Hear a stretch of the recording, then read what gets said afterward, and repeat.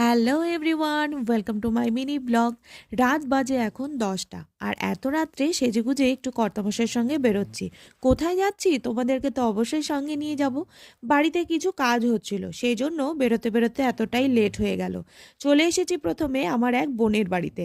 আর এখানে এসে দেখছি এরা দুই ভাই মিলে, মানে আমার বোনের দুই ছেলে, খুব দুষ্টুমি করছে। আর এদের দুষ্টুমি দেখতে আমার তো বেশ ভালো লাগছিল। আমিও ওদের সাথে একটু দুষ্টুমি করে নিলাম।